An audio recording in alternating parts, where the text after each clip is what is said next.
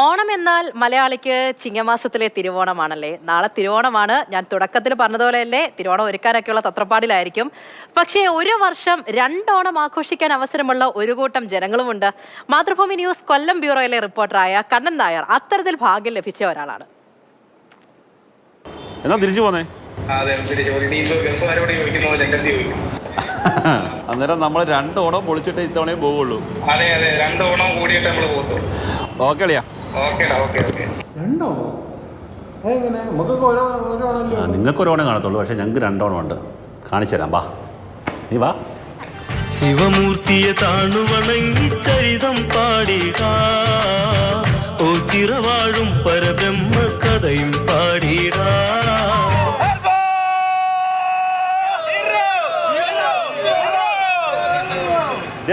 എന്തുണ്ട് കാണേണ്ടത്? നമ്മുടെ ഓണം എന്ന് പറയുന്നത് 28 ഓണമാണ്. എന്തോന്ന് ഞാൻ ഒരാഴ്ചയായി. നീ എന്നാ പോന്നേ? ഉത്സവം കഴിഞ്ഞിട്ട് 28 ഓണം കഴിഞ്ഞു. ഇതിനുവേണ്ടി വന്നതാണ്. നിന്റെ സംശയം മാറിയോ? ഞങ്ങൾ രണ്ടാമത്തെ ഓണം 28 ഓണമാണ്. എന്തോ നമ്മളെന്താ പരിപാടി? എന്തോ നമ്മുടെ പരിപാടി എന്ന് വെച്ചാൽ ഓണാട്ടുകരയിലെ ജനങ്ങളുടെ ഒരു കൂട്ടായ്മയാണ് 28 ഓണം മഹോത്സവം എന്ന് പറയുന്നത്.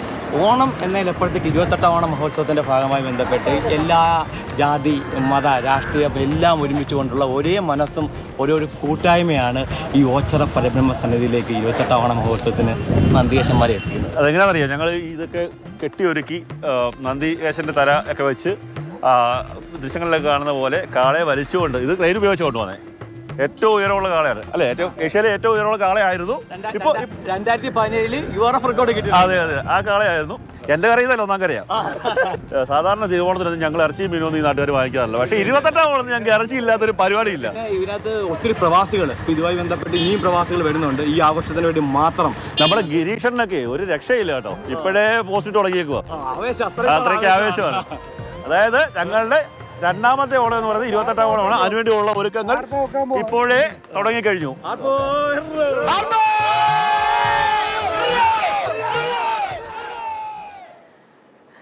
എന്തായാലും ആ ഓണവിശേഷങ്ങൾ പറയാൻ കണ്ണൻ നായർ തന്നെ നമ്മുടെ ഇവിടെ ഉണ്ട്. കണ്ണൻ, ഈ നമ്മളെല്ലാവരും പൊതുവെ ആഘോഷിക്കുന്ന ഓണത്തിന്റെ ആവേശം തന്നെ കണ്ണൻ നായർ കുറെ മുമ്പൊക്കെ റിപ്പോർട്ട് ചെയ്തപ്പോൾ കണ്ടതാണ്. ഇനി രണ്ടാമത്തെ ഓണം കൂടെ അടിച്ചു പൊളിക്കാൻ പോവല്ലേ?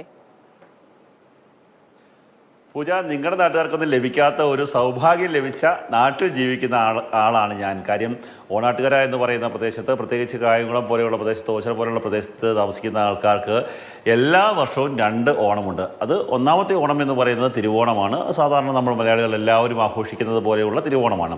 പക്ഷേ ഞങ്ങളുടെ ഏറ്റവും വലിയ ഓണാഘോഷം എന്ന് പറയുന്നത് 28 ഓണാഘോഷമാണ്. അത് 28 കന്നിമാസത്തിലെ തിരുവോണ നാളിൽ 28 ഓണത്തിൻ്റെ അന്ന് എല്ലാവരും ചേർന്ന് നന്ദികേശ രൂപങ്ങൾ കൊണ്ട് ഈ ഓച്ചിറ ക്ഷേത്രത്തിലേക്ക് പോകുന്ന ഒരു ചടങ്ങാണ്. പക്ഷേ ക്ഷേത്രത്തിലെ ഉത്സവമാണെങ്കിൽ പോലും അതൊരു നാടിൻ്റെ ഉത്സവമായി മാറുന്ന ഒരു അവസ്ഥയാണ്. കാര്യം അവിടുത്തെ എല്ലാ ആൾക്കാരും, ചില ആൾക്കാർ വിദേശത്തായിരിക്കും, ചില ആൾക്കാർ മറ്റ് ജോലികളിൽ ഏർപ്പെടുകയും പട്ടാളക്കാരും ഒക്കെ തന്നെ ഉണ്ടാകും. പല സ്ഥലങ്ങളിൽ ജോലി ചെയ്യുന്ന ആൾക്കാരായിരിക്കും. അവർക്കൊക്കെ തന്നെ തിരുവോണത്തിന് വരാൻ സാധിച്ചില്ലെങ്കിൽ, ചിങ്ങമാസത്തിലെ തിരുവോണത്തിന് നാട്ടിൽ വരാൻ സാധിച്ചില്ലെങ്കിലും എങ്ങനെയെങ്കിലും 28 ഓണത്തിന് അവർ നാട്ടിൽ വരും.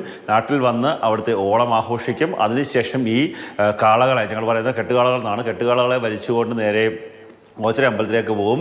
ശിങ്കാരിമേളവും ചെണ്ടമേളവും ഒക്കെ തന്നെ ഉണ്ട്. അതിൻ്റെ മുന്നിൽ കാളയുടെ മുന്നിലൊന്ന് വലിക്കുക, കാളയെ വലിച്ചുകൊണ്ട് പോകുക, അല്ലെങ്കിൽ കാളയുടെ മുന്നിൽ 4 തുള്ളിലൊക്കെ തുള്ളുക എന്നുള്ളത് കൊച്ചുനാൾ പോലുള്ള ഒരു രീതിയാണ്.